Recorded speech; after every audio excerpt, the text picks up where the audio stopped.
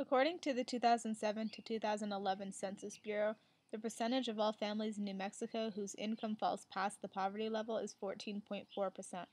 There are 8% of married couples and 33.4% of families of a single mother.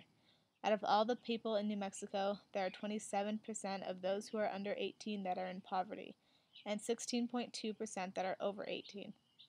In 2009, the amount of people in Albuquerque that had an income below the poverty level was 21.7%. In New Mexico, as an entire state, it was 23.5%. So I interviewed several different people and I asked them what poverty meant to them. Here are some of the different replies that I got.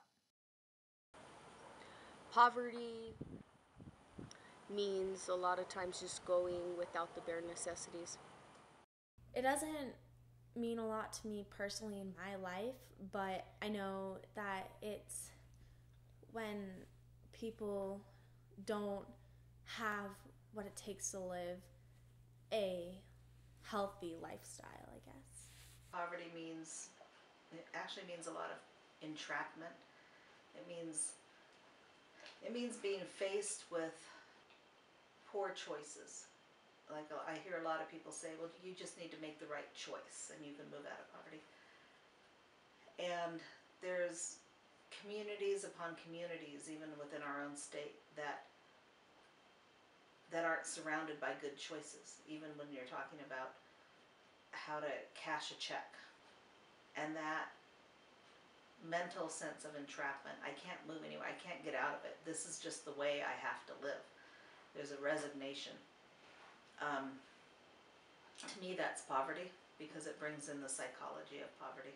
Really not having some of just the things that we see as the basics. Poverty is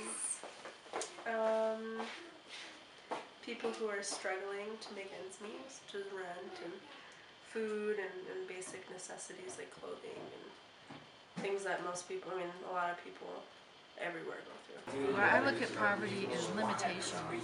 You know, that it's not really using the most we could out of a whole lot of human beings. You know, it's ignoring their potential. And I think we need it. We can't afford to waste it. Not having that support or education to get more, to do more. Really, that's also poverty to me. Poverty is not all about income. There's hundreds of thousands of people in New Mexico that live without a lot of income, with very little money, but do not believe that they are in poverty. So I kept, planning my life to be an artist and a writer, and instead this other thing keeps bothering me. So I have to do something. Even if we make a little dent, it's worth it. The amount of people in Albuquerque that are in poverty and haven't graduated high school is 44.8%. In New Mexico as a whole, that's 49.5%. By race, most people that have an income that's below the poverty level are Native Americans, blacks, and Hispanics. It's really kind of a sad subject to bring up, but I don't know, it's something horrible going on that we need to fix, and we can do something to change it and help others, live an ideal lifestyle that we like today. It breaks my heart, and it also is deeply related to my faith and what I see as what I have been put in the world to perhaps deal with and pay attention to, because people should not, no one should be without food, without the means to have an education, without the ability to have a job, even if it's a simple job. But people should be able to take care of their needs and have that ability, the same ability perhaps that I mostly have to do what I want and need to do in this world. There are several organizations throughout New Mexico that are taking a step towards ending poverty. I was able to talk to a few of them to find out a little bit more about what they do. My name's Sharon Henderson, and I'm the Senior Vice President at Prosperity Works here in New Mexico. Prosperity Works is a statewide not-for-profit corporation that concentrates on helping lower-income families build assets and using those assets to leverage out of poverty. We work with organizations around the state in the delivery of the products and services that we develop. My involvement in working on issues that relate to ending poverty have really been a part of me for as long as I can remember. It comes from my framework of social justice. It's really difficult for me as a person to see large sectors of people, or anybody, actually any person for that matter, being neglected and oppressed. And so throughout my life there's been different types of work that I've done that's been all about creating a more equal and just society. So it's really been a part of me for as long as I can remember, even starting in high school. And then the work that I'm doing now began when I moved to New Mexico, shortly after I moved to New Mexico in the year 2000. And the work as it is known today really began in 2004. A lot of my passion goes back to also issues of race and the inequity in our country with people of different color, which is highly related to economic situations. I just believe that every person deserves equal treatment, and it's just simply it's actually as simple as that. When Prosperity looks at people in poverty, we actually consider several things. There is the financial element of being in poverty, and that there's federal guidelines that tell you exactly where a family of 4 making X amount of money is in poverty. Those figures and the rationale used to create those figures, very, very much out of date. If you're left out of an entire system in our country and how that system functions, and don't gain that knowledge, you're only able to move as far as the power of knowledge, the power of the knowledge that you have. An individual development account is a matched savings product. So the idea there is that people of lower income will save if there's an incentive to save.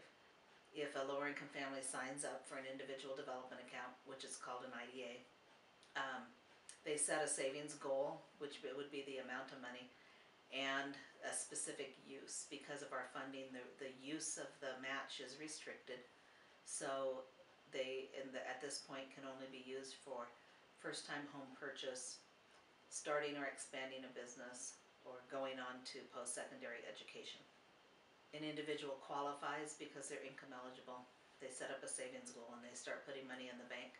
Meanwhile, they also attend a 20-hour financial capability training, and they create a plan related to their asset. So it's either a business plan, home ownership plan, or education plan. And as they set money aside, Prosperity Works sets aside a match of that money at 4 to 1. So for every $10 somebody is saving, we have a match of $40 that they've earned, and up to saving $1,000, we match it with $4,000. PB&J just celebrated their 40th year. They started in 1973.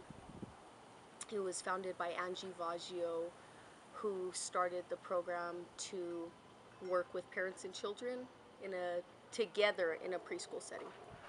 There has been an increase in working with lower income families. I think just from when the recession hit, when families really weren't able to find jobs, it did affect our community also. In New Mexico, the minimum wage is $7.50. In Santa Fe, the living wage is $19. I moved to New Mexico in 2002 with AmeriCorps, and the whole mission of AmeriCorps Vista is to eliminate poverty and I did a program called Entrepreneur Corps that helped people start businesses, and the whole goal was to end poverty and create small businesses. I'm the Director of Communications, so I work with a wide range of areas, including our website. I do press releases and work with the journalists to try and do stories in the newspapers and magazines. And then because we're a nonprofit and we don't have a lot of money, we use a lot of social media because it's free and everybody has access to it. So I guess our target market is mainly New Mexico. We use Facebook and also Twitter, so I think our Twitter following is more on a national level and more people who are working in policy to end poverty.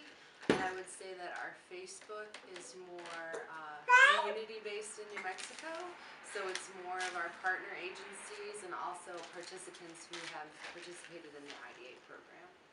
We're an anti-poverty lobbying organization, mostly volunteers, and we aim first, well, our purpose is to end the worst aspects of hunger and poverty, both in the world, internationally, and in the U.S. We try to find whatever are the best sources, the best programs to promote, and the best sources of funding we can go to. So that's how we wound up lobbying Congress a whole lot.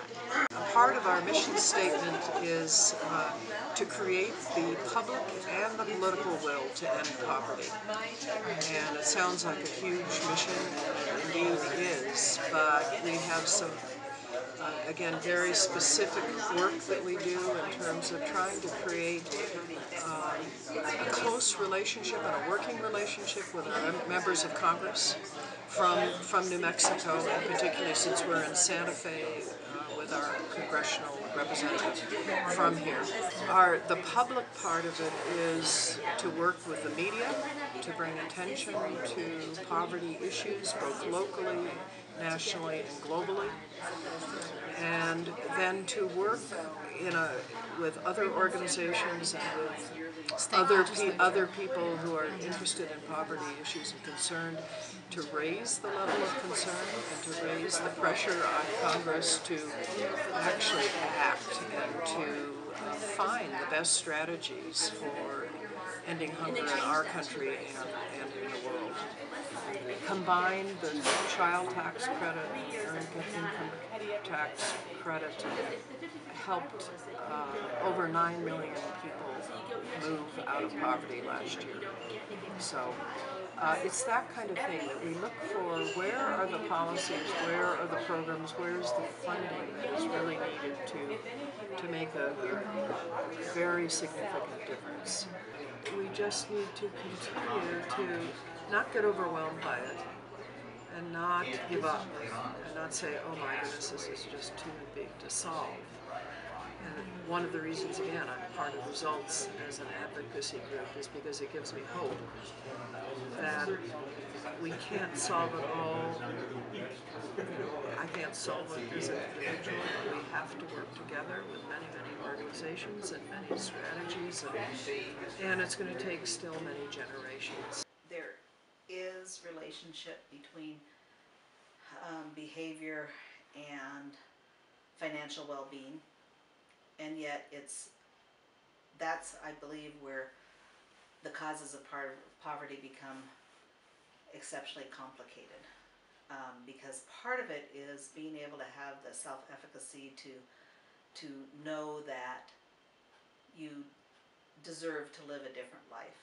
And when people for generations but have just been beat down and beat down and beat down, it's difficult to have that type of self-esteem. I believe it can be ended with the will of the people.